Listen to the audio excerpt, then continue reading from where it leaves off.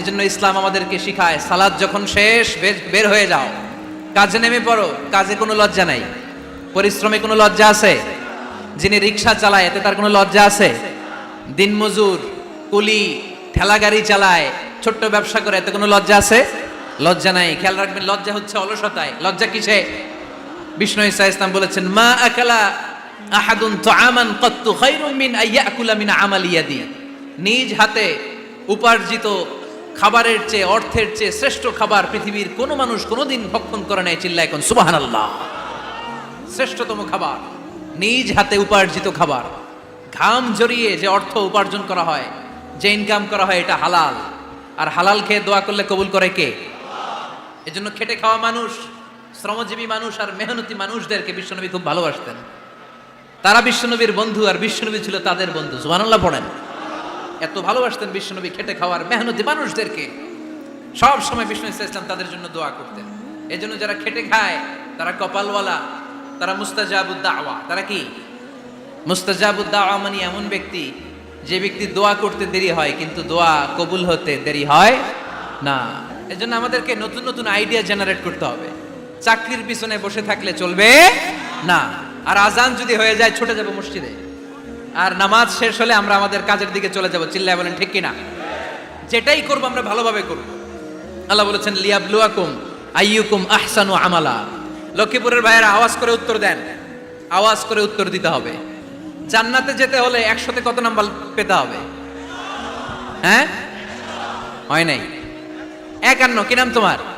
হ্যাঁ, ফরহাদ। জান্নাতে যেতে হলে 100তে আমার দরকার 51। 100তে কত লাগবে? ফাআম্মা মান সাকুলাত মাওয়াজিনুহু ফাহুয়া ফি আইশাতির রাদিয়া।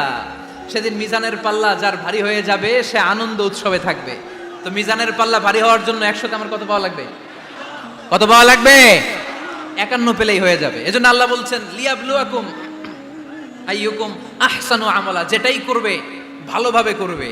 আল্লাহ এটা পরীক্ষা করতে চান যে আমরা ভালোভাবে কে কতটুকু আমল করেছি। যারা আরবি বুঝেন, আলেম ওলামা, আপনারা জানেন এখানে আল্লাহ বলেননি লিয়াবলুয়াকুম আইয়ুকুম আকসারু আমালা।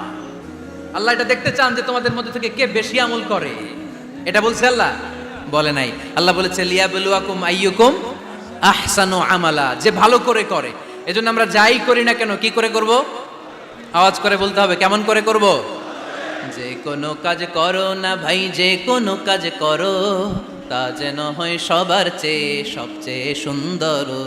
পড়েন, যে কোনো কাজ করো না ভাই, যে কোনো কাজ করো তা যেন হয় সবার চেয়ে সবচেয়ে সুন্দর। পড়েন, যে কোনো কাজ করো না ভাই, যে কোনো কাজ করো তা যেন হয় সবার চেয়ে সবচেয়ে সুন্দর।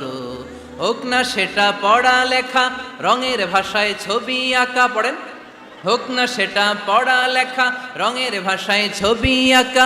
হোক না সেটা সামান্য কাজ কিংবা মহত্তর, তা যেন হয় সবার চেয়ে সবচেয়ে সুন্দর। যে কোনো কাজ করো না ভাই, যে কোনো কাজ করো তা যেন হয় সবার চেয়ে সবচেয়ে সুন্দর। চিৎকার করে বলেন ঠিক কিনা? আমরা যেটাই করি না কেন এটা ভালো করে করার দরকার আছে না নাই? এজন্য কাজে আর শ্রমে কোনো লজ্জা নাই। লজ্জা হচ্ছে অলসতায়। লজ্জা কিসে? অলসতায়। অলস হয় কারা? এজন্য কোরআনে আল্লাহ একথাও বলে দিলেন, ওয়াইদা কামু ইলাস সালাতি কামু কুসালা ইউরাউনান নাসা ওয়ালা ইয়াযকুরুনাল্লাহা ইল্লা কালিলা। সুবহানাল্লাহ পড়েন।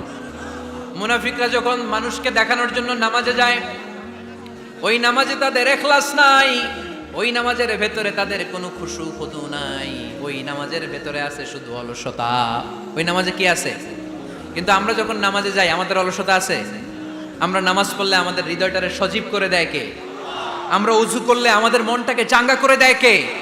আমরা মসজিদে ঢুকলে হৃদয়টাকে প্রাণবন্ত করে দেয় কে? মুমিন তো নামাজে গেলে চাঙ্গা হয়, মুমিন ওযু করলে চাঙ্গা হয়। বিষ্ণু ঈসা ইসলাম বললেন, ইয়াকিদু শাইতানু আলা কাফিয়াতি রাসি আহাদিকুম ইদা নাম।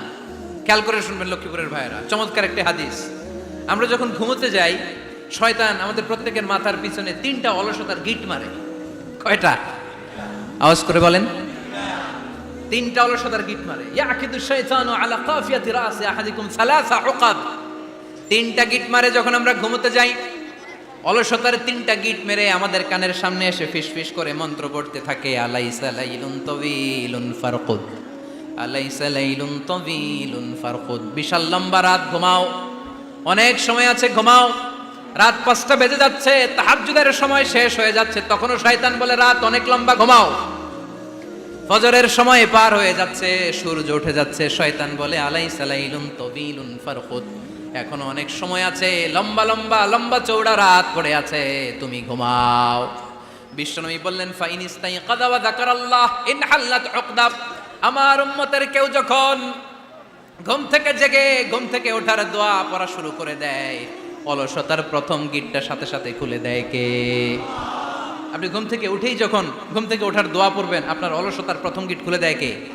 ঘুম থেকে ওঠার দোয়াটা কি?